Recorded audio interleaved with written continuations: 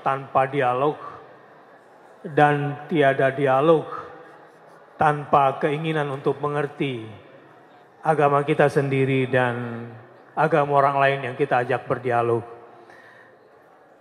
Hakikatnya kita adalah satu rumah Indonesia, dan kita bangun bersama pondasinya di atas konstitusi yang kita sepakati bersama. Itu tadi sedikit kesimpulan yang saya ambil dari Pak Pendeta Favor.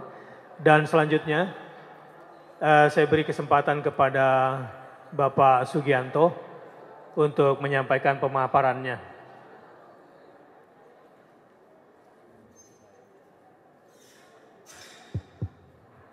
Baik, terima kasih kepada Bapak Ustadz Bakhtiar Nasir yang telah memberikan kesempatan kepada saya. Meskipun tadi sudah disampaikan nama saya dari Majelis Sabah, perlu saya ulangi Bapak-Bapak, betul ya? Supaya lebih dekat ya. Karena saudara-saudara kita dari Muslim ini beberapa tempat kurang mengenal yang namanya agama Buddha. Jadi kami dari salah satu elemen organisasi yang namanya Majelis Agama Buddha Theravada Indonesia, disingkat Magabudi, Pak. Nama saya Sugianto.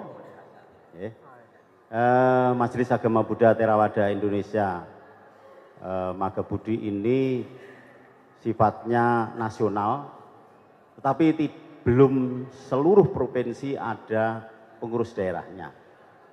Namun perlu Ibu Bapak ketahui bahwa umat Buddha ini tersebar dari Sabang sampai Merauke, ya. Walaupun kelompoknya kecil-kecil di beberapa tempat, hampir seluruh, ya saya katakan seluruh provinsi yang ada di Indonesia ini ada umat Buddhanya. Maaf Pak, saya break sebentar supaya nggak salah paham. Sebagian besar peserta di sini, untuk para undangan yang belum tahu, sudah lakukan sholat jamak zuhur dengan asarnya. Jadi bagi yang ingin melanjutkan sholat silakan, tapi sebagian besar sudah. Silakan Pak. Terima kasih. Ya, kami persilahkan. Itu perkenalan awal. Selamat sore, selamat sejahtera buat kita semua. Saya mewakili Majelis Agama Buddha Theravada Indonesia diutus memenuhi undangan dari Majelis Mujahidin Indonesia yang menyelenggarakan kongres ya Pak ya. Munas apa kongres Pak? Kongres betul ya. Nah, ya. Kongres.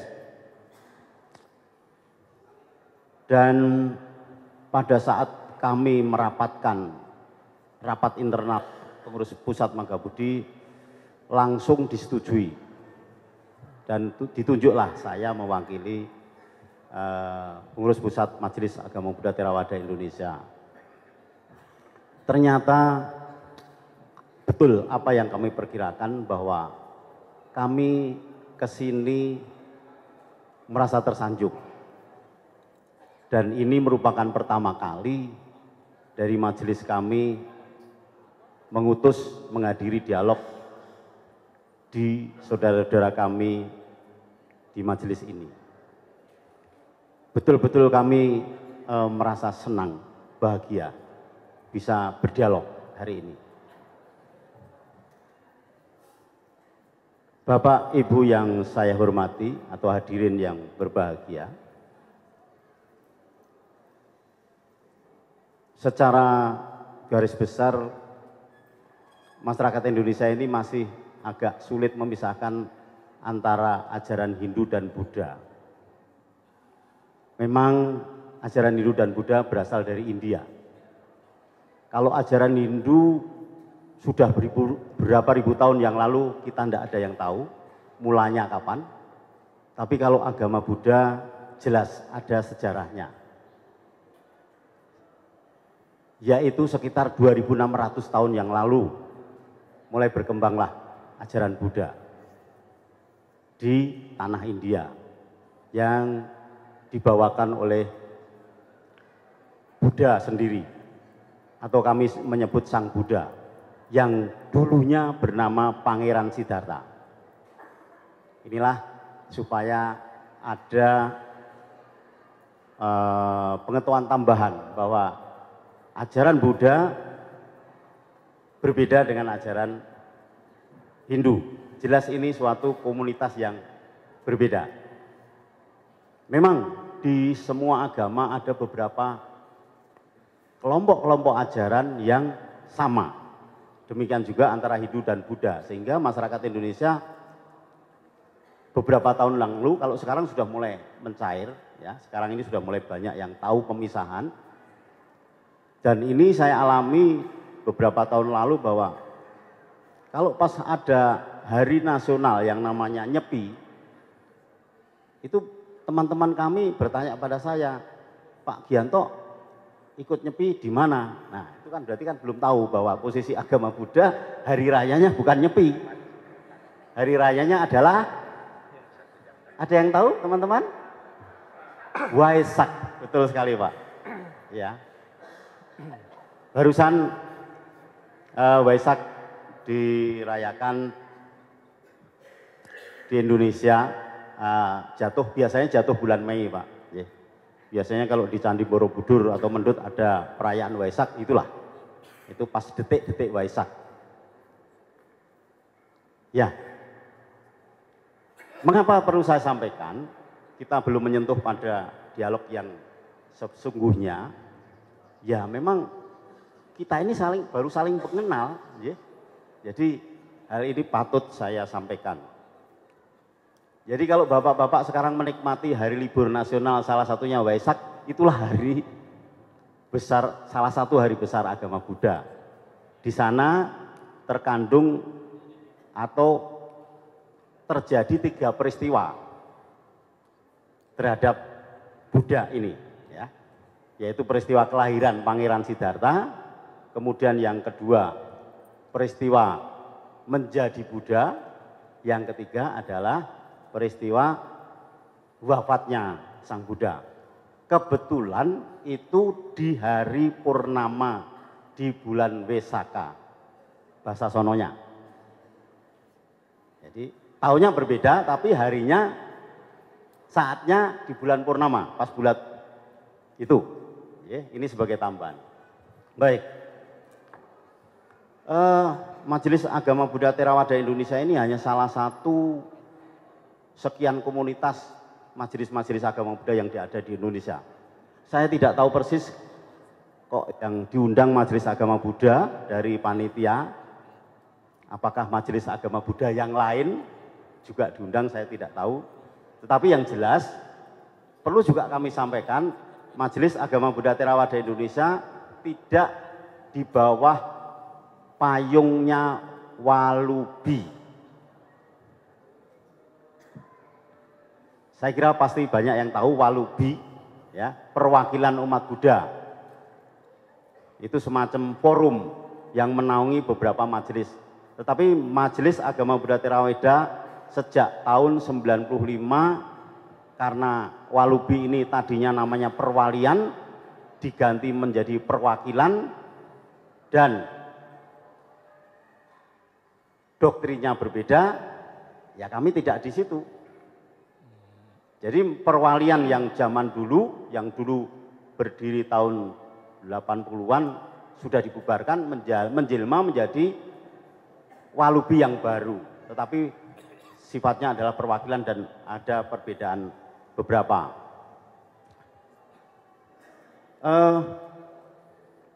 Sekarang perlu kami sampaikan bahwa mengapa dialog seperti ini cukup penting buat kami.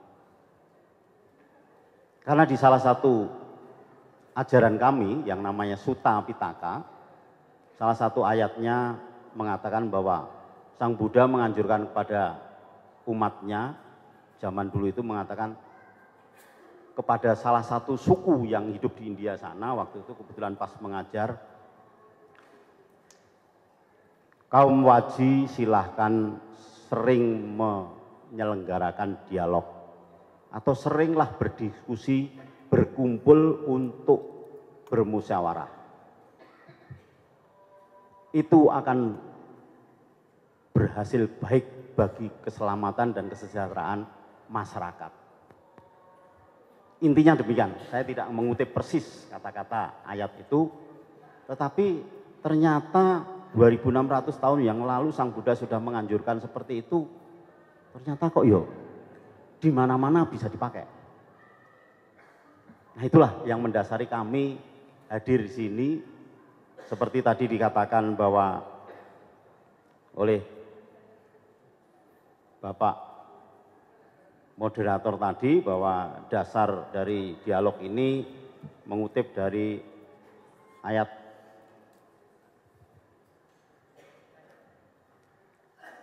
Al-Ankabut, kalau tidak salah, betul ya Pak ya?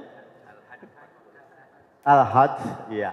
Mohon maaf ya, lidah saya memang lidah Jawa jadi sulit itu untuk ya karena tidak belajar aja. Ya. Itu. Jadi ketemu toh berarti Pak Ustadz ya. Jadi saya tidak ada rasa apapun waktu hadir ke sini. Karena ini rumah kita juga. Dan saya merasa tersanjung sekali begitu hadir, dari mulai saya bertanya pertama kali, saya karena tidak tahu lewatnya mana, muter ke sana, kebetulan sampai tempat parkir, ada salah satu kerumunan kelompok peserta tadi, terus ditunjukkan kepada salah seorang panitia, oh di sana Pak. Nah, dari semenjak itu saya betul-betul merasa berbahagia sekali. Tidak seperti digambarkan media bahwa kaum mujahidin itu seperti itu. Seperti apa Pak? Seperti Tepuk tangan kaum mujahidin. J.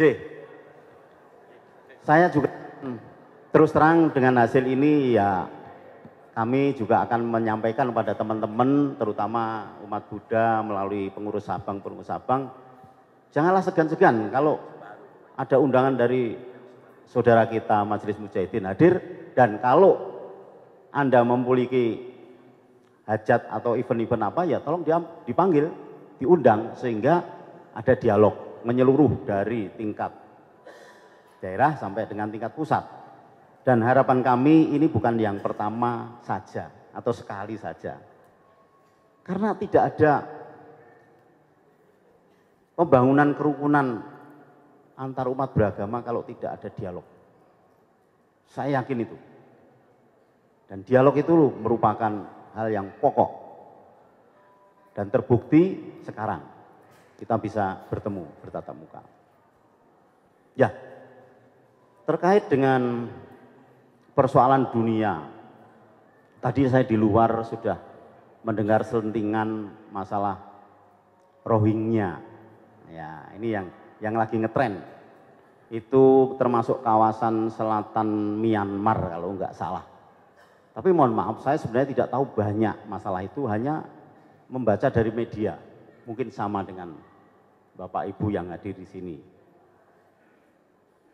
Yang saya ketahui, pernah saya tanyakan kepada senior-senior kami, yaitu seorang biku. Nah ini menarik, biku ya. Jadi saya putus dulu sebentar. Di internal umat Buddha itu ada dua kelompok masyarakat.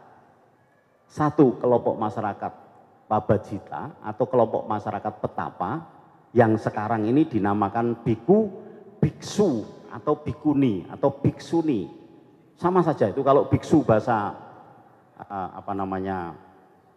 dari India sana bahwa itu sebutan biksu itu mengambil bahasa dari aslinya sana. Kalau biku itu sebutan dari bahasa Pali internal dari kerajaannya atau Pangeran Siddhartha dulu, bahasa Pali. Kalau biksu itu diambil dari bahasa Sanskerta kalau tidak salah. Kelompok umat Buddha itu terbagi dua kelompok. Satu kelompok Pabajita, yang kedua adalah kelompok Garawasa. Kelompok Garawasa ini adalah kelompok rumah tangga yang tidak meninggalkan kehidupan duniawi. Kalau kelompok yang pertama tadi, Pabajita atau petapa tadi, meninggalkan kehidupan duniawi. Pakainya jubah macam-macam ya. Kalau di Theravada jubahnya mirip-mirip yang warnanya oranye atau lebih merah kemerah-merahan. Banyak yang sudah mengenal di TV sering ya. Nah itu, ini perlu kami sampaikan Jadi kalau mungkin di saudara-saudara kami, saudara kita dari Muslim, mungkin ini kaum ulama lah ya, yang namanya bikku atau biksu tadi.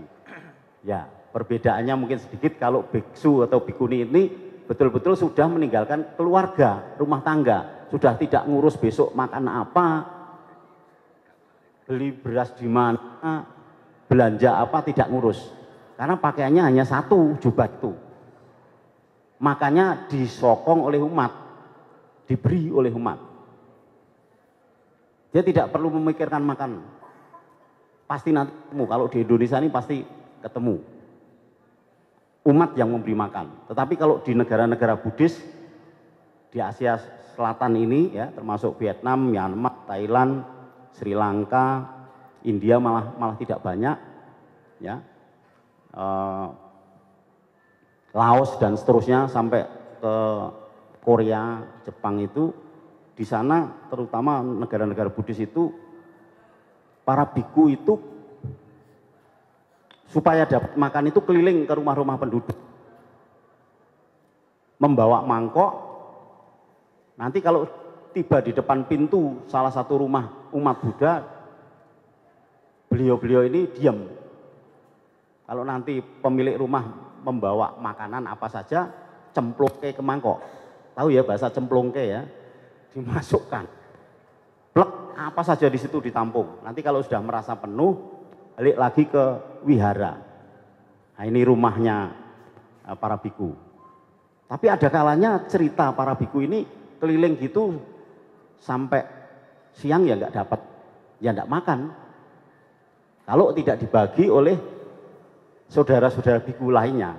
Kebetulan kalau beliau hidup lebih dari satu orang biku ya mungkin bisa. Tapi kalau enggak ya enggak makan. Karena makannya terbatas pagi dan siang atau sebelum jam 12. Setelah jam 12 sampai besok pagi jam 6 itu hanya minum. Minum juga minuman terbatas. Itulah hal-hal yang perlu kami sampaikan. Saya sambung kembali lagi masalah suku Rohingya. Suku Rohingya setelah kami tanyakan pada biku-biku yang pernah ke sana dan seterusnya, itu ternyata persoalan itu sudah ratusan tahun yang lalu. Itu sudah beranak pinak dari sekian keturunan, tidak bisa diselesaikan secara politis. Karena suku Rohingya ini sebagian besar atau memang keturunan dari suku yang berbeda dengan bangsa Asia yang selatan yang Myanmar ini.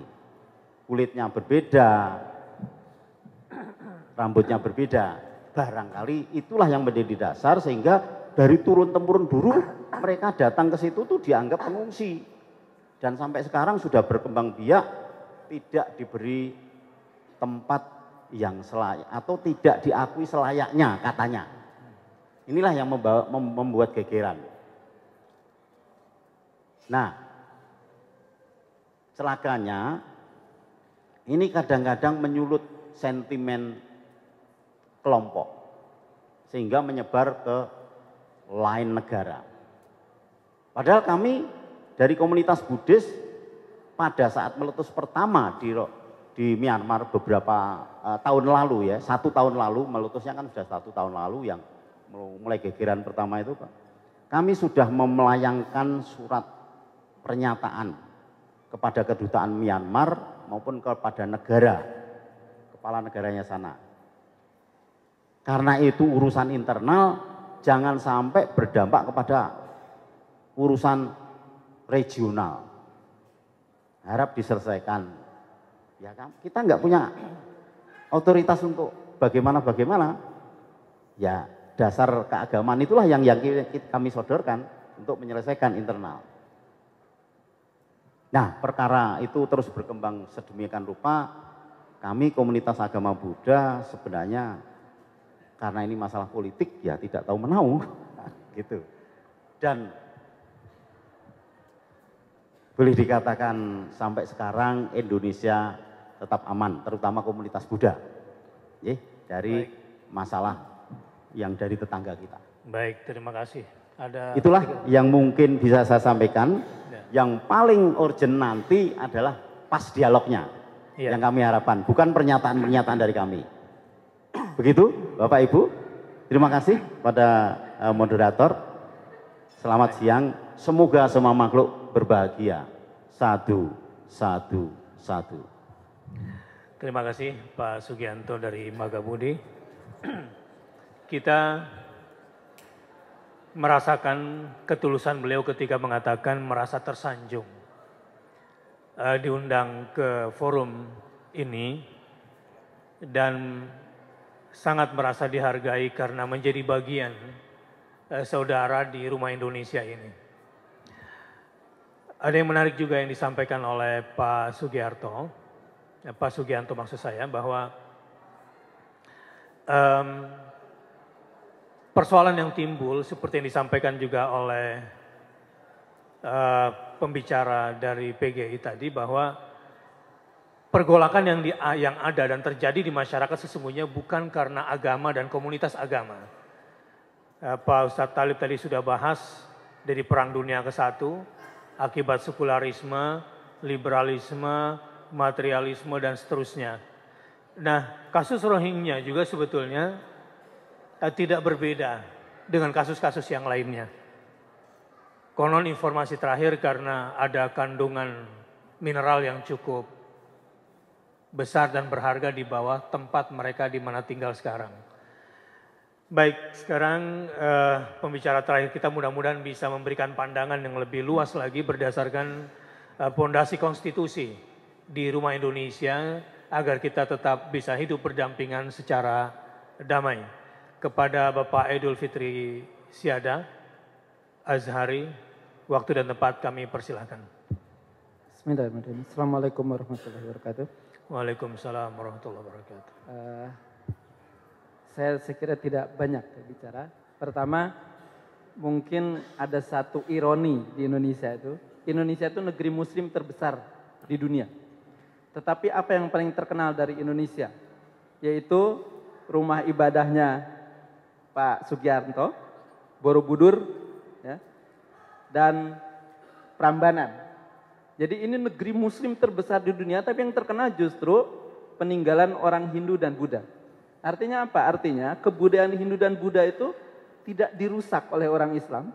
Bahkan membuat sekarang kalau tidak salah, ini informasi yang terakhir, karena di Nepal itu sudah agak berubah Pak ya situasinya, maka pusat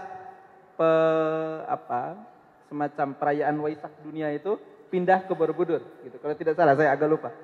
Nah, jadi ini menarik ya, menunjukkan bahwa Indonesia itu negeri muslim yang ramah terhadap agama-agama yang lain.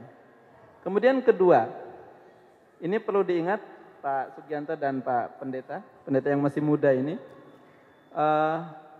MMI itu adalah satu lembaga yang berkomitmen pada penegakan syariat Islam. Nah, banyak yang bertanya. Saya ingat satu peristiwa ketika guru saya, Kiai Endang Saifuddin Ansori, baru pulang dari McGill University, dari Kanada. Tesis beliau ini kan tentang Piagam Jakarta. Lalu dipanggil ke Kostrad, bukan Kostrad, di Bandung itu, untuk sekolah komando itu, ya. Sesko AD, ya. Sesko AD. Lalu didiskusikan, dibedah. Gitu. Nah, mereka ada jenderal yang bertanya, apa dengan membuat ini Anda akan menjadikan negara Indonesia itu seperti negara-negara yang dengan mudahnya, misalnya orang yang tidak sholat dipecut, orang yang tidak mau puasa dihukum gitu. Jawabannya sederhana. Kok yang dibayangkan begitu ya? Bayangan saya itu justru syariat Islam itu memberikan rahmat bagi semua alam, bagi seluruh makhluk gitu. Nah, sekarang Pak Pendeta dan Pak Sugianto, ini menarik kasus perbankan Islam itu. Perbankan Islam di kita namanya perbankan syariah ya. Cuma Indonesia yang menyebut perbankan syariah, di tingkat internasional Islamic Bank, perbankan Islam. Hampir semua perbankan itu sudah dulu namanya sistem window. Jadi misalnya BCA atau yang bank-bank swasta itu ada seperti misalnya CIMB Syariah, BCA Syariah. Sekarang dipisah, jadi ada split ya, dibagi. Gitu. Artinya apa? Artinya perbankan syariah itu sudah dirasakan manfaatnya oleh banyak kalangan, bukan cuma orang Islam. Nah, ini juga memberikan manfaat pada semua gitu. Jadi saya kira tidak perlu ada ketakutan. Bayangannya kan seperti bayangan yang dibuat ya, karena saya tahu itu gambar-gambar tentang yang mengerikan itu dibuat oleh kaum orientalis. Tidak seperti yang dibayangkan. Islam memberi manfaat pada banyak orang.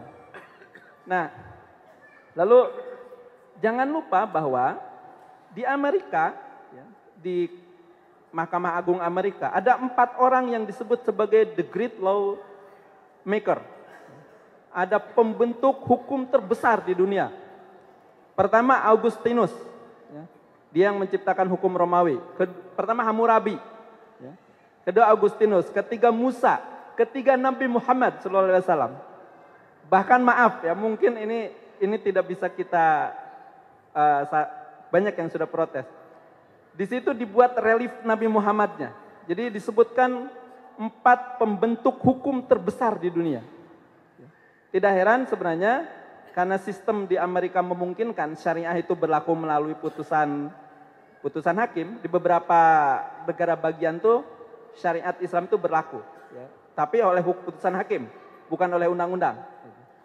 Nah, saya ingin menegaskan bahwa ini organisasi MMI ya, memperjuangkan syariat Islam, dan syariat Islam itu tujuannya tentu saja kalau di dalam maqasid al-syariah itu kan ujung akhirnya adalah kemaslahatan. Ya. Maslahat itu artinya memberikan manfaat pada banyak orang. Dan yakin ya, bagi teman-teman dari penganut agama yang lain, syariat tidak memberikan rasa takut apapun, justru akan memberikan manfaat kepada penganut agama yang lain. Apalagi ya, di dalam konstitusi sudah jelas bahwa pertama ada peradilan agama yang dilindungi. Di dalam pasal 24 itu disebutkan ada peradilan agama. Peradilan agama itu memang merupakan peninggalan Belanda. Belanda dulu memberikan peradilan agama hanya untuk nikah, talak dan cerai. Tapi sekarang sudah masuk ke dalam ekonomi Islam. Dan ekonomi Islam, salah satu fakta yang saya sempat sebutkan kemarin, ternyata yang menjadi nasabah dan menikmati ekonomi Islam yang tanpa riba itu juga kalangan-kalangan dari pemeluk agama yang lain. Mereka memperoleh manfaat yang luar biasa. Nah, saya kira ini yang harus juga dipahami ya. Selain tadi ada masalah sedikit lagi, kita di Indonesia ini sedang mengembangkan satu sistem hukum berbasis pada aturan dan berbasis pada etika, namanya akhlak.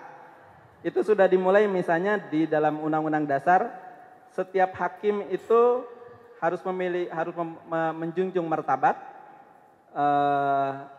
perilaku ya, dan kehormatan, perilaku yang luhur, martabat yang luhur dan perilaku yang baik. Jadi etika, akhlak.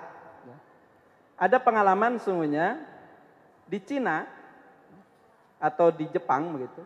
Orang mematuhi hukum itu bukan karena rasa takut, bukan karena ada ancaman, tetapi karena memang terdorong dari batinnya gitu, untuk mematuhi itu. Nah, Jepang itu terkenal sebagai masyarakat yang mereka menyebut same society, masyarakat yang didasarkan pada rasa malu. Gitu. Jadi kalau orang Jepang itu melakukan kesalahan, dia punya rasa malu, bisa sampai bunuh diri, saking malunya. Gitu.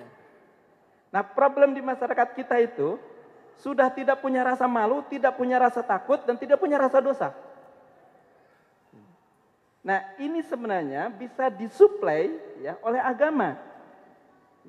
Sehingga kalau kita bicara tentang penegakan hukum termasuk syariat Islam, yang saya sebutkan akan sangat memberikan manfaat pada orang-orang non-muslim, kalau itu didasarkan pada akhlak, ya, yang juga sama, saya kira akhlak yang sama juga, ya, akhlak baik gitu, disuplai oleh agama, maka satu saat saya kira Indonesia ini akan sampai pada satu titik mana semua orang Indonesia mematuhi hukum ya, karena kesadarannya, entah itu karena rasa malu, karena rasa berdosa, atau juga karena rasa takut, ya, termasuk merasakan kenikmatan dan kelezatan dari syariat Islam itu. Karena sekali lagi, hukum Islam itu bukan, kalau kami di Fakultas Hukum itu menjadi bagian dari yang dipelajari dari sistem hukum di dunia, termasuk sistem hukum Hindu, sistem hukum Cina, sistem hukum Islam, dan sistem hukum Barat, termasuk sistem hukum sosialis. Itu kami pelajari dan ternyata ini bukan sesuatu yang menakutkan. Jadi ini sesuatu yang memberikan manfaat bukan saja pada pada komunitas umat Islam, tapi pada seluruhnya. Satu contoh yang terakhir, kalau bapak-bapak mengetahui tentang hukum internasional, hukum perang, ya, sumbernya itu bukan dari Barat. Karena teori perang di Barat yang disebut oleh Pak Ahmad Mansur Sirayanegara sebagai saya agak lupa, teori dari Jerman itu tujuannya perang itu harus total war, merusak sama sekali. Jadi lawan itu harus dihancurkan sama sekali. Sehingga kalau tadi ada cerita bahwa dua perang dunia pertama, perang dunia kedua, lalu perang-perang yang lain, perang dingin, yang total seluruhnya 70 juta orang terbunuh, itu bukan karena agama, ya. Itu karena teori perang dari Jerman itu. Saya agak lupa namanya. Nah, bagaimana dengan Islam? Ya. Islam justru diadopsi oleh hukum internasional melalui Code Liber, kemudian melalui yang terakhir melalui Konvensi di Jenewa, yang salah satunya seperti berlaku di Suriah itu. Suriah sekarang sudah melakukan, Syiah Suriah itu sudah menggunakan bom kimia. Dan itu melanggar hukum internasional. Itu sebenarnya sumbernya dari hukum Islam. Jadi sekali lagi perdamaian itu, ya kalau kita mau jujur, perdamaian internasional itu juga disuplai oleh syariat Islam. Maka tidak ada kekhawatiran, tidak perlu ada ketakutan. Kalau syariat Islam dilaksanakan di Indonesia, teman-teman dari Buddha, teman-teman dari Kristen atau yang lain itu akan memperoleh manfaat dan kelezatan dari syariat Islam. Terima kasih. Assalamualaikum warahmatullahi wabarakatuh. Waalaikumsalam warahmatullahi wabarakatuh. Lengkap sudah penyampaiannya dari Pak Aidul Fitri Siada ini. Tekanannya bapak-bapak dalam dialog antar agama ini tolong disampaikan kepada umatnya, nggak usah takut kepada syariat Islam, khususnya kepada Majelis Mujahidin. Karena kalau Majelis Mujahidin itu menerapkan syariat, maka yang paling diuntungkan bapak-bapak karena mereka akan menjadi yang terdepan melindungi semua umat. Demikian ya, karena penerapan syariat Islam itu berbasis akhlak seperti yang disampaikan tadi. Sebelum melangkah kepada dialog, waktu kita tinggal 20 menit saja. Saya ingin juga sampaikan sedikit persoalan di Indonesia soal syariat ini. Di Pak Ustadz Talib, orang Indonesia ini kalau syariah suka, kalau syariat tidak suka. Kenapa itu Pak? Padahal beda H sama T aja belakangnya. Jawabannya sudah ada dalam tesis beliau tadi. Karena kalau segala sesuatu dasarnya adalah materialisme, kenapa suka sama syariah? Karena ada fulus di situ. Ada duitnya. Kalau syariat larinya ke potong tangan langsung. Termasuk potong gaji itu masalah besar. Tapi mungkin pintu masuknya dari situ. Mudah-mudahan setelah dia tahu bahwa Islam memberikan ketentraman dan kesejahteraan, mereka akan tertarik juga pada Islam. Baik, sesi pertama dengan 3 penanya pertama. Oke, 2 saja kalau gitu. 1 dari bapak-bapak dulu. Dan saya kira Majelis Mujahidin juga memberikan kesempatan kalau dari ibu-ibu ada. Oke, dari bapak-bapak dulu kira-kira. Pak Ustadz Talib tunjuk siapa?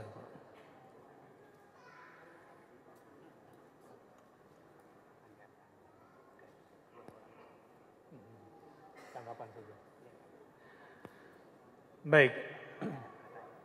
Ada masukan dari Pak Ustadz Talib. Jadi bukan pertanyaan, bagusnya tanggapan dulu. Tanggapan, jadi bukan pertanyaan. Anda siap menanggapi atau mau bertanya Pak? Menanggapi atau bertanya? Baik, panitia soundnya.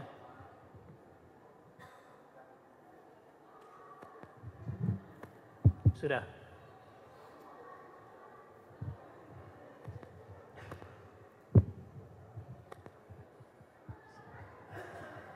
Assalamualaikum warahmatullahi wabarakatuh. Waalaikumsalam warahmatullahi wabarakatuh. Pertama, ucapan syukur alhamdulillah kita bertemu di sini. Dan kami bergembira ketika mendengar Bapak juga tadi bergembira. Kurang jelas Pak suaranya, dekatkan dan agak keras. Berarti kita berada pada satu sisi yang sama. Di dalam diri kita tentunya ada necklace yang sama. Jadi saya ingin cerita bahwa ada seorang yang bingung, Pak. Dia belum memasuki suatu agama, tapi dia mencari tahu daripada agama-agama ini. Pertanyaannya, kenapa ada agama banyak? Kenapa ada kitab yang banyak? Dia mencari tahu beberapa agama yang besar. Agama yang besar. Antara lain beliau ke India gitu. Dia membaca Veda. Beliau apa? India. Iya. Di sana dia baca Veda, Pak.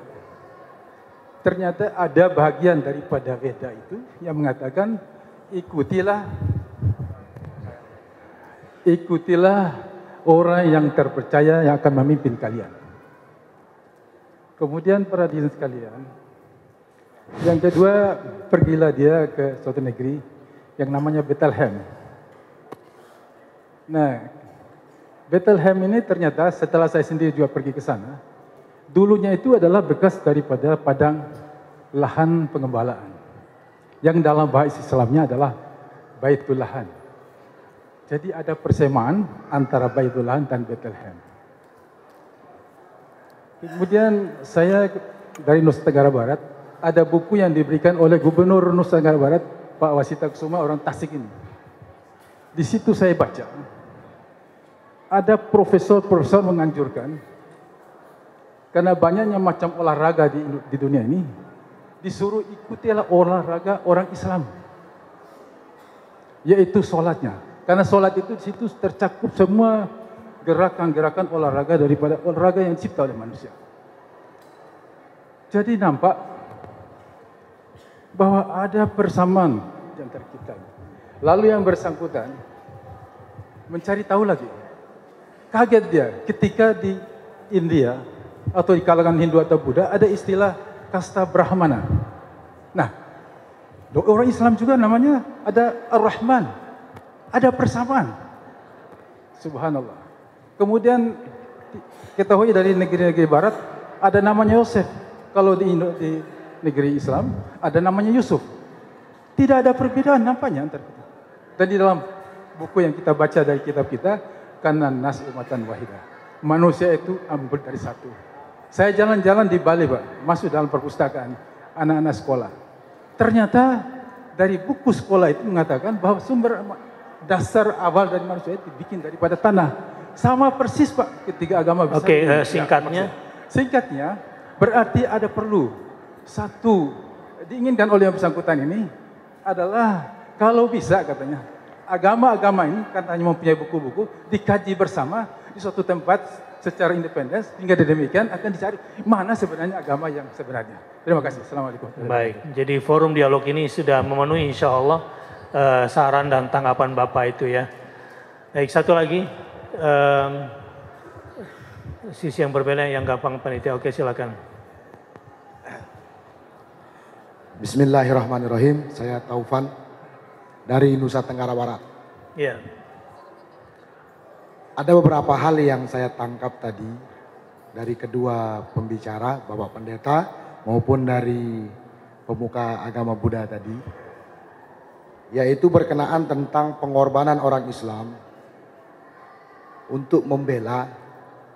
Salah satunya tadi dicontohkan ada beberapa masyarakat Muslim mempersiapkan badannya untuk menjaga gereja, gitu ya Pak ya. Iya.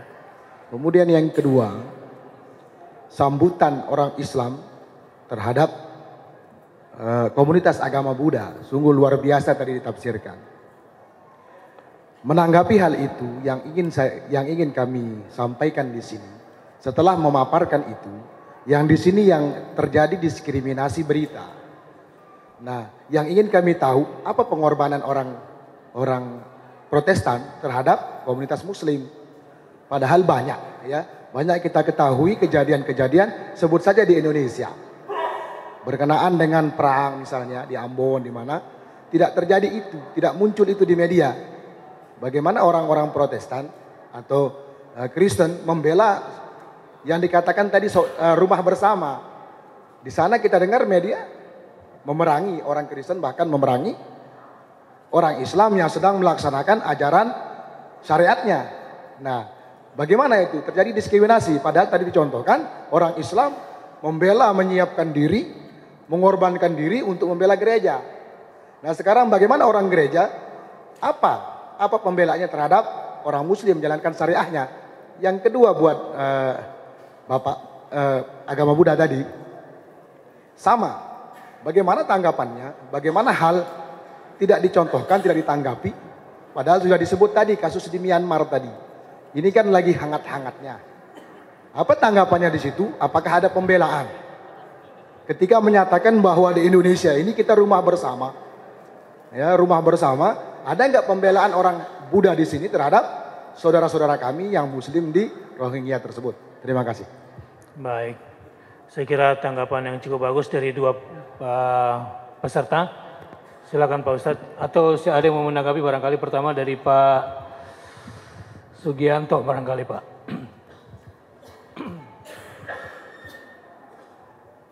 Soal Rohingya, kemudian nanti ya. Pak Pendeta soal terima kasih Pak. Ambon. Terkait dengan suku Rohingya tadi, di awal saya singgung sedikit bahwa secara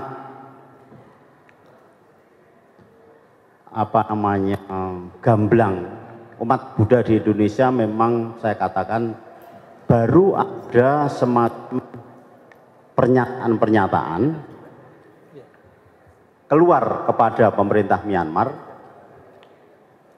kepada pemerintah Indonesia, ya, karena pemerintah Indonesia juga memiliki power, karena ini G2G, kalau kita umat, komunitas umat, karena ini urusan negara, itu baru sebatas itu. Kemudian wujud dari tindak lanjut supaya umat Buddha sendiri di Indonesia memahami konflik itu, kami memberitahukan secara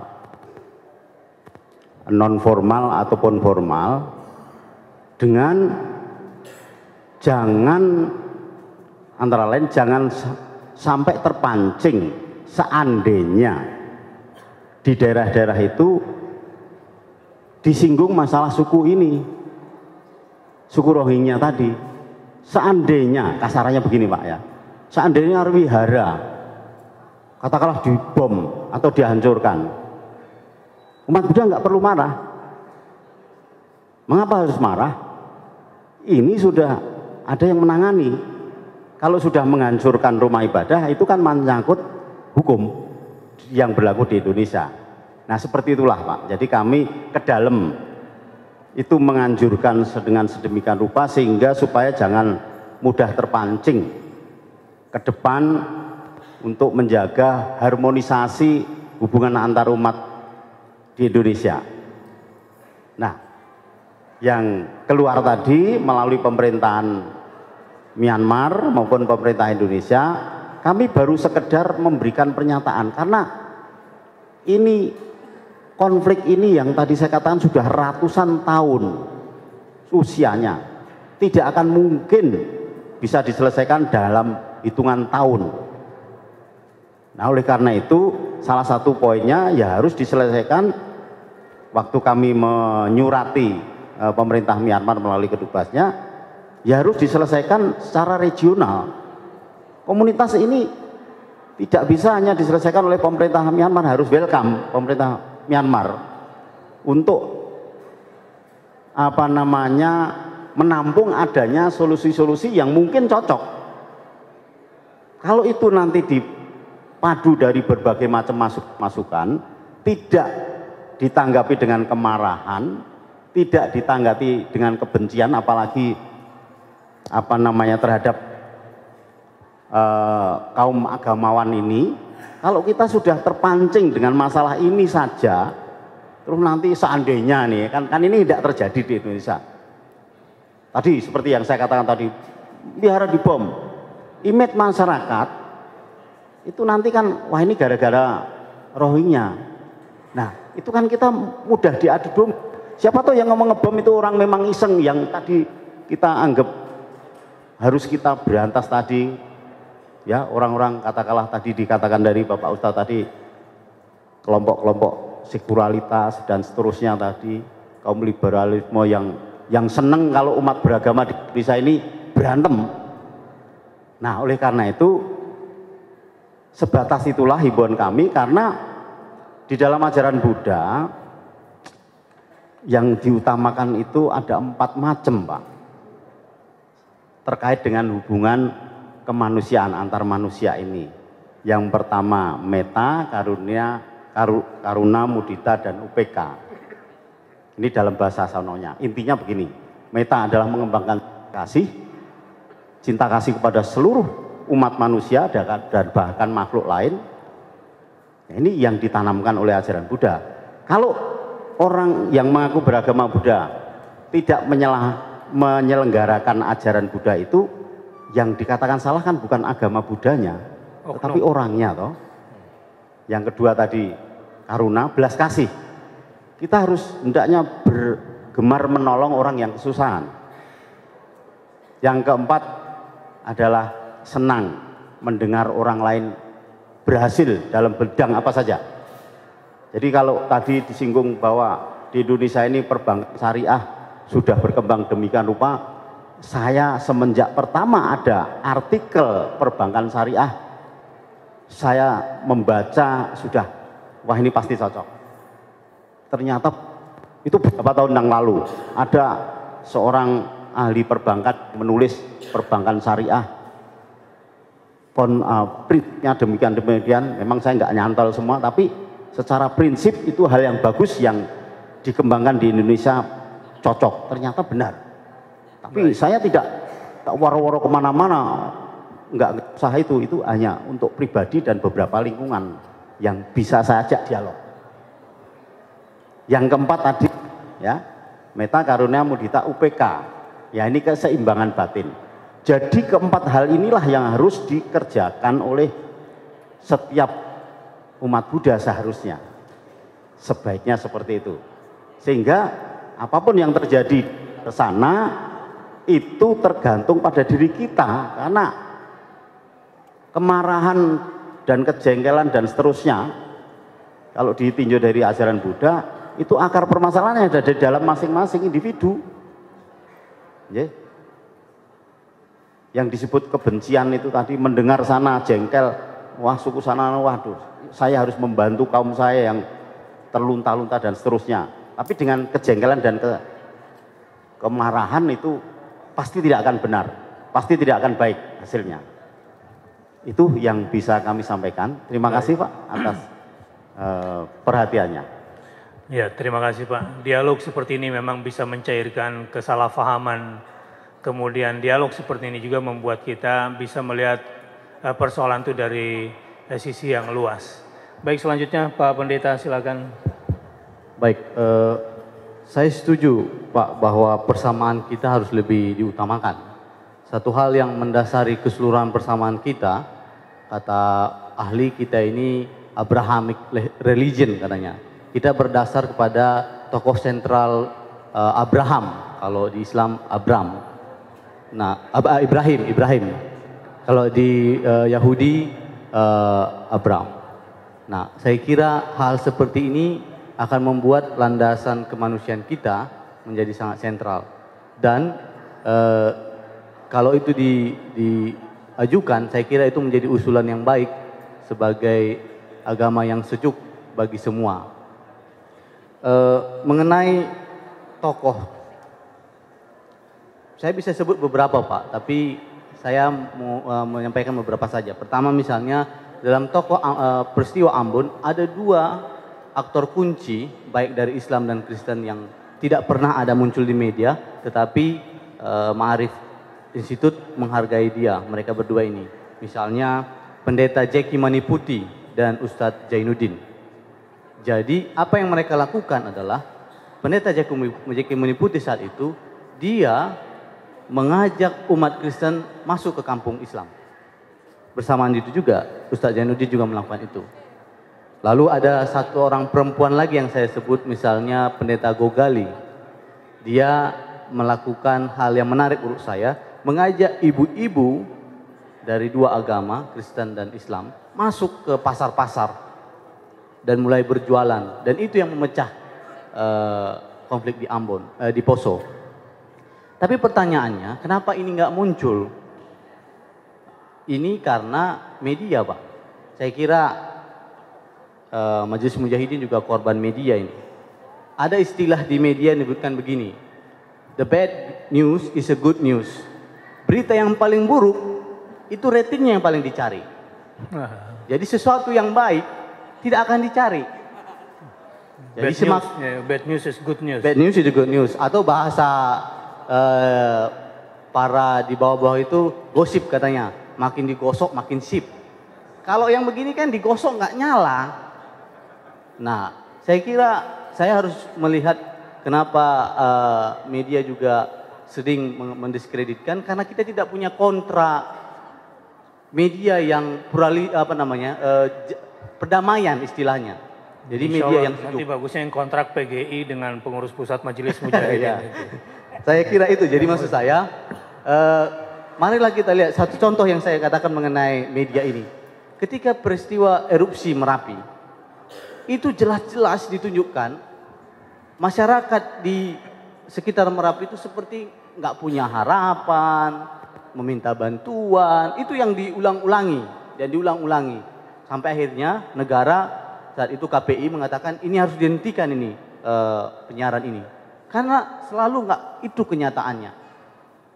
Saya kira kita harus, kalau ada wartawan menanyakan kita, dua hal yang harus kita tanyakan. Katakan apa yang saya sampaikan, dan jangan menyampaikan sesuatu sesuai dengan yang membayar Anda. Karena kalau Bapak ngomong sesuatu yang baik, pasti dia akan sisihkan itu dulu nanti. Tapi kalau Bapak sesuatu hal yang sangat menantang, itu yang duluan. Dan kemudian kita terbingung-bingung, loh saya kok nggak ngomong begitu ya? Karena dia mencari rating namanya. Jadi untuk peristiwa di Ambon, Pak, saya kira kita harus memberi salut kepada dua orang ini. Yang di awal-awal mereka taruhan nyawa. Bayangkan saja dalam peristiwa seperti itu, mereka menggiring umatnya, cross. Mereka sebut ini namanya provokator damai. Masuk ke kampung-kampung itu dan saling bergandengan tangan. Saya kira media juga harus kita ajak untuk berdiskusi agar mereka menjadi orang yang bertobatlah. Jangan membuat kita menjadi korban, padahal banyak hal yang kita lakukan lebih baik. Saya kira Rohingya juga banyak diprovokasi karena media. Terima kasih. Gitu. Bagus sekali tanggapannya, dan rupanya saya dapat izin diberi waktu 15 menit lagi. Namun sebelum tanggapan yang lain, saya minta Ustadz Talib dulu memberikan sedikit komentarnya terhadap dua pembicara ini, Pak. Terima kasih. Baik wakil dari agama Buddha maupun dari PGI. Ternyata mempunyai pandangan yang sama bahwa kelompok sekuler, kelompok materialis, kelompok liberal, ini ya benang kerok yang mengadu domba kita. Iya. Maka kita ingin nanti kita ingin menyampaikan harapan kepada PGI dan kepada komunitas agama Buddha, berani enggak kita menyatukan barisan untuk mengingatkan kelompok-kelompok liberal sekuler agar jangan menjadikan komunitas agama sebagai sasaran permainan mereka. Ini tentu tidak bisa dijawab sore ini, tapi bisa disampaikan pada pimpinan PGI dan pimpinan Buddha. Dan Majelis Mujahidin siap kapan saja, di mana saja untuk berdialog dengan siapa saja. Ya. Oleh karena itu kami berharap untuk selanjutnya kami tunggu dari pihak Kristen dan pihak Buddha untuk juga menyelenggarakan hal yang sama seperti kita lakukan. Yang kedua, oleh karena ini adalah forum permulaan, maka sangat bijaksana bila tidak perlu menyampaikan pertanyaan-pertanyaan yang sifatnya tidak memberikan jalan yang mulus bagi upaya-upaya selanjutnya. Karena itu saya berharap agar waktunya tidak berdele-dele dan peserta juga sudah 4 hari sampai sekarang kecapean. Saya berharap dengan apa yang sudah disampaikan oleh kedua pembicara tadi dan telah menyampaikan tanggapannya seperti yang disampaikan oleh dua peserta, maka harapan kita, harapan Majelis Mujahidin ialah keberanian dari pihak komunitas agama Buddha, keberanian dari pihak komunitas agama Protestan, yang kita tunggu bagaimana menyikapi secara terbuka kelompok sekuler, kelompok materialis, kelompok liberalis yang sama-sama tadi diakui mereka lah biang kerok dari segala-galanya. Inilah yang kita tunggu. Karena kita yakin bahwa ketika agama itu dipinggirkan, maka interdinamikanya manusia dalam arti hati nuraninya menjadi rusak. Dan itu tidak bisa diperbaiki kecuali oleh agama. Kita sepakat itu.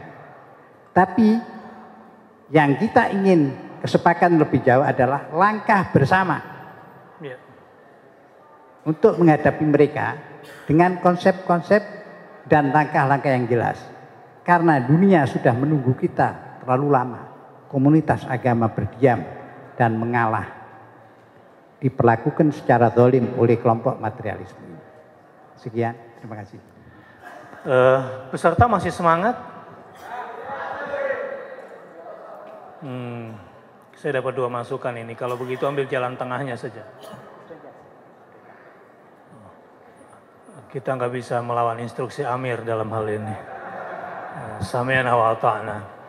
Tapi yang menarik, sebelum saya tutup, dialog seperti ini sudah sering dilaksanakan. Tapi kesalahan mendasarnya adalah, Pak, dialog seperti ini hanya dilakukan di kalangan elit, tertutup pula, eksklusif. Padahal yang dibutuhkan adalah dialog terbuka seperti ini. Jadi sebetulnya sudah tepat format yang dilakukan oleh Majelis Mujahidin seperti ini. Ya, karena kegelisahan kami setelah dialog antar agama mulai dari tingkat nasional sampai tingkat internasional, pulang akhirnya cuma konferensi, dapat tiket, tinggal di hotel, pulang. Padahal yang harusnya mendengar forum seperti ini secara langsung adalah grassroots, umat ini. Jadi sekali lagi appreciate kepada Majelis Mujahidin dan terima kasih banyak kepada yang hadir semua. Saya ingin menyampaikan harapan. Apakah ada kemungkinan dari komunitas itu komunitas Protestan mengundang Majelis Mujahidin untuk berbicara di depan umat Protestan di gereja terbesar Protestan di Indonesia. Wow. Itu kami harapan kami. Apakah juga pihak biara berani mensponsori kehadiran Majelis Mujahidin untuk bicara di depan umat Buddha yang terbesar, tempatnya terbesar di Indonesia seperti kami mengundang yang sekarang ini. Bagus sekali. Saya ingin dengar jawaban dari ketua Bapak dari utusan PGI dan Buddha. Sebab Mujahidin, Majelis Mujahidin rela untuk mendengarkan pembicaraan bapak-bapak semua di forum istimewa kami ini. Pertanyaannya dari beliau adalah, mungkin nggak kita buat kerjasama dan kita diberikan kesempatan untuk juga berbicara di forum bapak-bapak semua? Pak Ustadz, sebenarnya secara regional, terutama di Jawa Tengah, karena saya sebenarnya lama di Semarang, Pak Ustadz, baru 2 tahun terakhir ini pindah ke Jakarta dan menjadi pengurus. Waktu di Jawa Tengah kebetulan saya juga menjadi ketua Majelis Agama Buddha Provinsi Jawa Tengah. Jadi dialog-dialog seperti ini yang menghadirkan umat Buddha, yang yang menjadi pembicara dari umat Islam, Kristen, Katolik itu udah sering. Tapi tingkatan daerah. Nah, ini permintaan dari Pak Ustadz kan tingkatan nasional ya. Kalau tingkatan nasional, kalau di Majelis Agama Buddha Theravada Indonesia ini kami mengumpulkan massa itu paling banter pada saat Waisak. Tapi kalau semacam kongres atau munas ini, katakanlah kongres atau di organisasi kami Majelis Agama Buddha Theravada itu namanya di Forum Pasamuan Agung, sama dengan kongres seluruh Indonesia. Tapi yang hadir bukan umat Pak Ustadz. Nah ini repotnya, yang hadir juga hanya pengurus-pengurus cabang. Ya. Nah ini, saya juga sampai saat ini juga belum bisa, saya masih mikir, ini komunitas apa ini yang harusnya seperti ini istilahnya. Saya ingin tanya, yang hadir sekarang ini apakah pengurus-pengurus di kabupaten-kabupaten apa juga membawa umatnya? Seluruhnya Pak. Jadi ya, seluruh Indonesia. Ketuanya, pengurusnya. Tapi ada umatnya, tidak hanya pengurusnya saja. Tidak, umatnya, simpatisannya semua datang. Simpatisannya, ya. Coba nanti akan kami kompromikan kepada pengurus pusat kami. Cuman tadi spontanitas saya sampaikan kepada Pak Ustadz, kami sering menyelenggarakan hal yang demikian ini, komunitasnya umat Buddha, tapi juga mengundang beberapa agamawan, terutama pemuda dari PMII biasanya, pemuda yang organisasinya pemuda mahasiswa Islam Indonesia itu loh ya. Nah itu banyak yang hadir. Kemudian dari Katolik, perhimpunan apa itu Pak sama PMKRI dan apa itu sering. Tapi tidak seperti semacam ini, semacam tadi dikatakan ini kelompok grassroots ya. Bisa. Waktu itu di daerah-daerah tidak ada masalah Pak. Pembicaranya dari Pak Ustadz, pernah kami mendatangkan Pak Ustadz, tapi sebatas belum dari MMI belum pernah. Ya. Dari Pak Ustadz pondok pesantren mana atau dari Muhammad NU ya. Terus ketua NU Jawa Tengah, ketua waktu itu dialog dengan para tokoh-tokoh Pak Ustadz yang ngajar di IAIN, sering kami ya Pak ya. Ya, tapi ini yang saya tahu di Jawa Tengah. Ini menarik sekali. Jadi komunitas umat ini kita hadirkan. Saya pikir kalau untuk tingkat nasional ya nanti itu tidak ada problem, di daerah sudah mulai kok. Ya. Terima kasih Pak. Ya, silakan Pak Pendeta. Saya kira saya belajar dari teman-teman yang saya Muslim mengatakan silaturahmi itu kalau diputus itu tidak hanya nggak enak tapi itu dosa. Betul. Jadi bagi saya kalau MMI sudah membuka pintu untuk bersilaturahmi ya pasti harus dibuka pintu juga. Bagus. Kami untuk membuka Anda untuk memberikan masukan, pendapat. Tapi bagaimana mekanismenya tentunya nanti kami bicarakan di dalam. Artinya secara jujur kami mengatakan kami membuka dialog dan kesempatan bagi Pak Ustadz, apalagi Pak Ustadz yang sudah menantang. Saya kira tantangan ini tinggal dijawab nanti. Terima Bagus kasih. sekali. Baik, sebagai closing statement ada dari Ustadz Muhammad Abu Jibril. Abu Muhammad Jibril. Alhamdulillah, kita bersyukur kepada Allah sebanyak-banyaknya.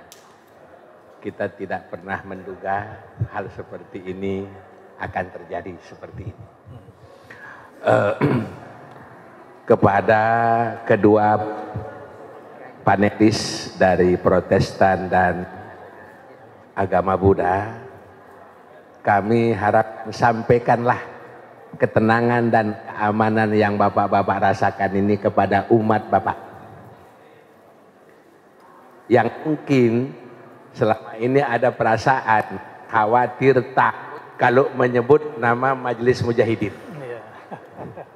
Ini yang pertama. Yang kedua,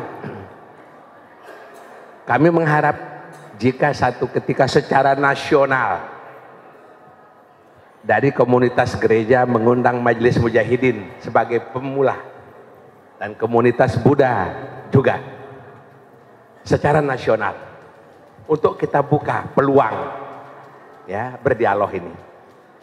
Mudah-mudahan ini menjadi pintu menyelesaikan kerusakan-kerusakan yang diisukan karena orang-orang yang beragama oleh orang sekuler dan liberal. Nah, jadi ini yang kami harapkan, dan jangan sampai terus bila menyebut nama mujahidin langsung pikiran komunitas Buddha, Protestan atau Katolik itu adalah teroris.